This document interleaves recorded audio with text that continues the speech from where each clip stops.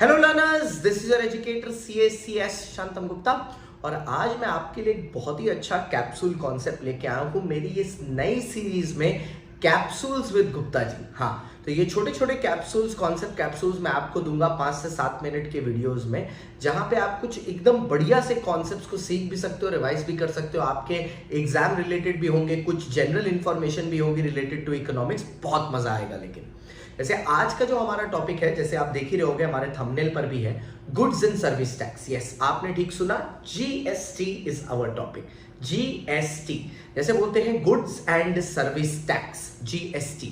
तो सर ये जो हमारा GST है, जिसको आप गुड्स एंड सर्विस टैक्स बोलते हो, ये जो GST है ये कब इंट्रोड्यूस हुआ और ये क्या है? सर GST एक तरह का इनडायरेक्ट टैक्स है जिसमें आप टैक्स का बर्डन किसी और पे शिफ्ट कर सकते हो। Sir what is an indirect tax? जिसमें से मैं बोलता हूं इनडायरेक्ट टैक्सेस जब आप अपना भार किसी और पर डाल सकते हो।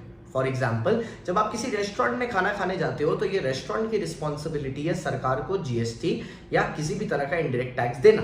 लेकिन वो रेस्टोरेंट क्या करता है, आपके बिल पर GST चार्ज करता है और उसके बाद आपसे वो कलेक्ट करके इंडिया के बाहर सरकार को जाके डिपॉजिट करता है, मतलब रेस्टोरेंट के बाहर।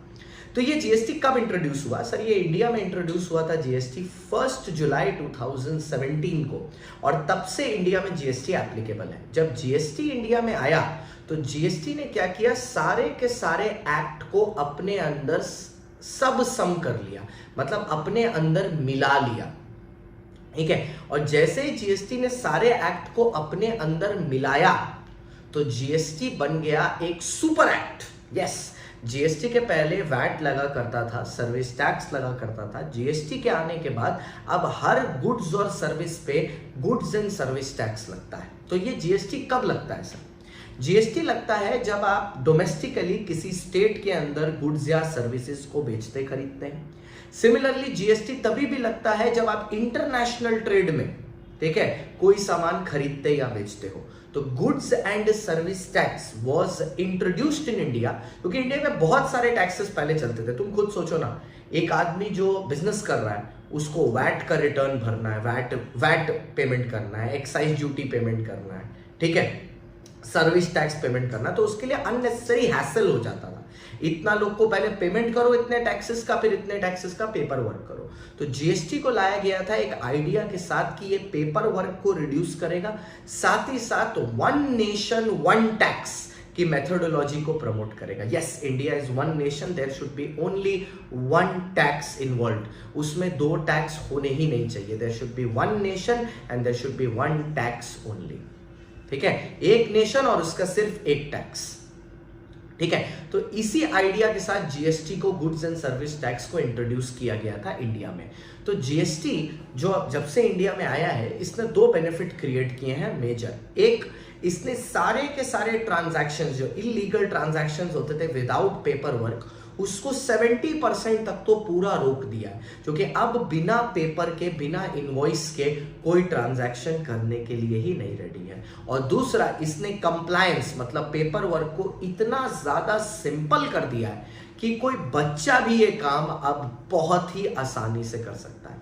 So with the introduction of GST, paper work has become simple, at the same time compliance has become easy.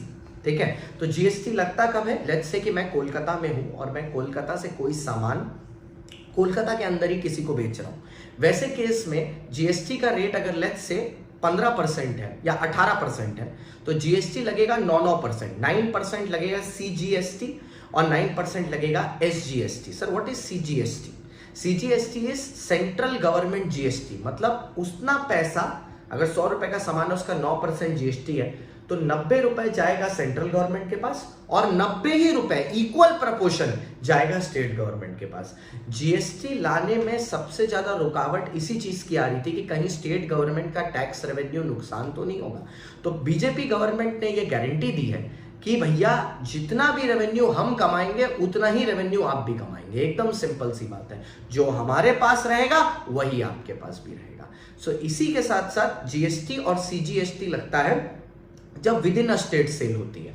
अब अगर मान लीजिए मैं मुंबई, मतलब कोलकाता से, महाराष्ट्र से, मतलब कोलकाता से मैं महाराष्ट्र सेल कर रहा हूं या मुंबई में सेल कर रहा हूं, फॉर एग्जाम्पल, तो उस केस में लगता है IGST, integrated goods and service tax. इसमें क्या होता है, IGST के दो हिस्से किए जाते हैं, एक CGST और SGST। मतलब एक बार में मैं आपसे 100 रुपए का 18 रुपया GST चार्ज करूंगा और फिर सरकार उसको बैकएंड पे 50-50% डिवाइड करती है।